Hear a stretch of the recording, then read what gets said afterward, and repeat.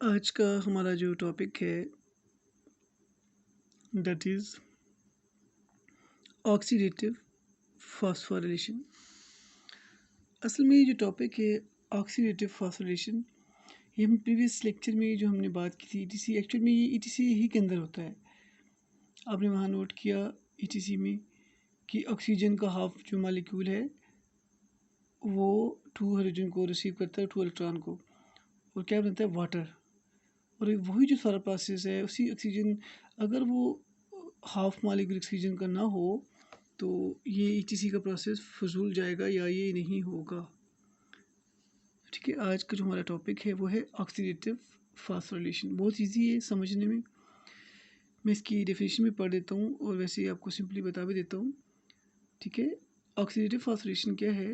The synthesis of ATP या the production of ATP in the presence of oxygen. ठीक है, यहाँ पे देख सकते हैं ऑक्सीडेटिव फॉस्फोरिलेशन का मतलब ये हुआ कि ऑक्सीजन की मौजूदगी में जो एटीपी प्रोड्यूस होती है that is called oxidative phosphorylation. और आपने देखा कि ईटीसी में ऐसा ही होता है। ठीक है, यहाँ पे मैंने डेफिनेशन लिखी है वो भी मैं पढ़ देता हूँ। The production of ATP in the presence of oxygen is called oxidative phosphorylation. अब गौर कीजिएगा, ये देखिएगा आपने नोट किया था NADH प्लस H या NADH2 एक ही बात है। ठीक है, इसमें 3 ADP मैंने बताया था फ्री अवेलेबल होंगे इस केस में, एक NADH के लिए और 3 इनऑर्गेनिक फॉस्फोरस।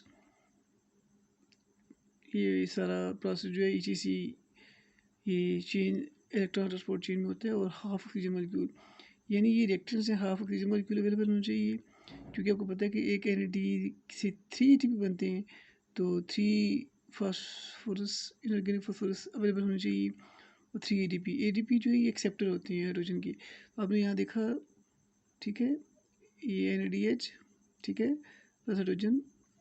अब यहाँ पे इसकी इनकी जब ऑक्सीडेशन होगी तो 3 AD 3 फास्फोरस और हाफ ऑक्सीजन का मॉलिक्यूल, ये जब रिएक्शन होगा तो ये देखिए NAD हमारे पास बचेगा, प्लस वाटर प्रोडक्ट बनेगा 4 मॉलिक्यूल ऑफ वाटर और 3 ATP, यानी हमारे पास as result of oxidation of NADH2 या NADH प्लस प्लस H की वजह से हमारे पास एक्चुअल में 3 ATP जो है वो सिंथेसाइज होगी। और ये जो ऑक्सीजन ये जो ATP की सिंथेसिस है ऑक्सीजन की प्रेजेंस में, इसे बोलते हैं ऑक्सीडेटिव फॉस्फोरिलेशन। इस तरह प्रीवियस लेक्चर है। अब ये जो प्रोसेस है ऑक्सीडेटिव फॉस्फोरिलेशन यहाँ पर होता है। देखिएगा ये जो इनफोल्डिंग है, ऑलरेडी बता चुका हूँ कि infolding of the membrane is called Christie.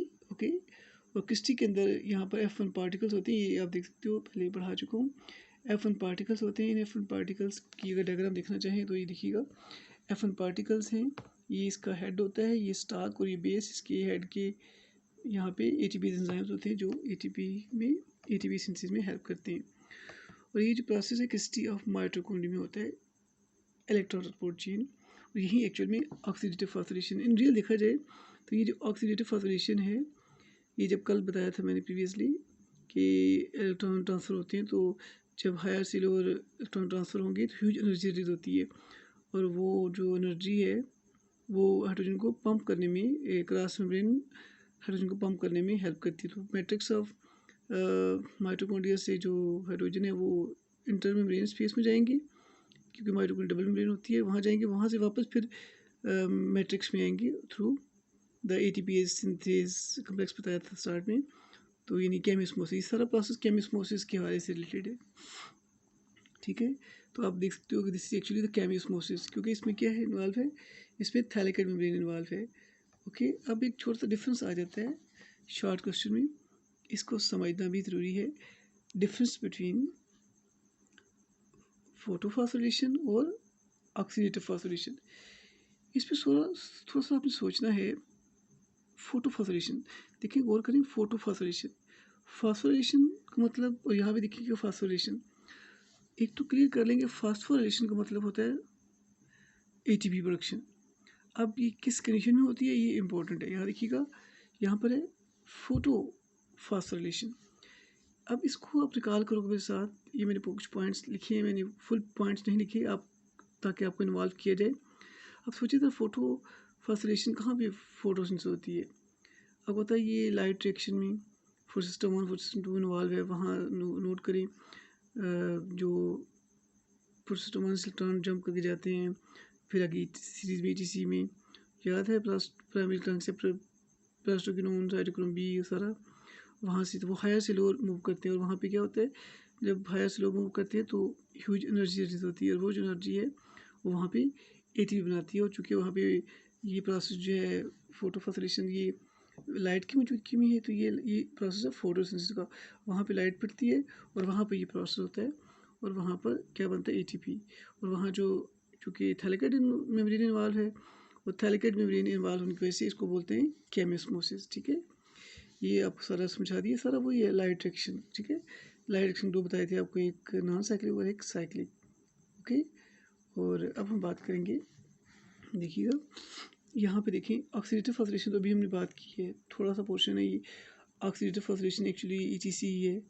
और अभी जो सारा समझाया कि जैसे हाइड्रोजन रिमूव होते हैं, वो जो हाइड्रोजन है वो अक्रॉस द मेम्ब्रेन जो है वो इंटरमेम्ब्रेन स्पेस में जाते हैं, और वो जो हाईएस्ट से एनर्जी लेवल से लो एनर्जी ट्रांसफर होते हैं, बताया था आपको रिडक्शन ऑक्सीडेशन होती है सारा कल का।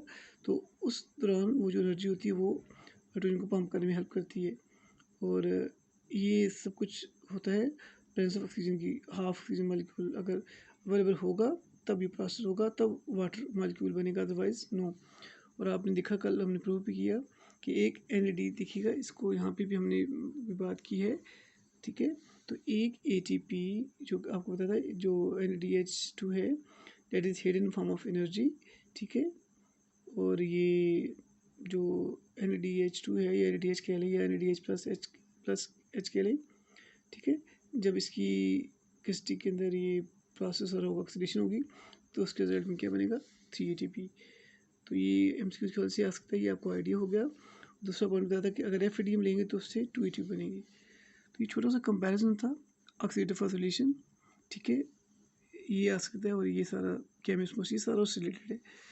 तो इस टॉपिक को अच्छी तरीके से देख लीजिएगा। ओके, और जो नेक्स्ट हम बात करेंगे, ये तो हमारा मेजर पोर्शन हमारा चैप्टर 6 का रेस्पिरेशन से हो गया। आपने देखा कि चैप्टर 5 में हमने फोटोसिंथेसिस पढ़ा, वहाँ ग्लूकोज बना, यहाँ ग्लूकोज मेटाबोलाइज हो रहा है, यहाँ पे ATP जो है वो हम सिंथेसाइज कर रहे हैं। ठीक है, और ये आपने सारा समझ लिया। Best of luck, thank you, खुदा हाफिज़।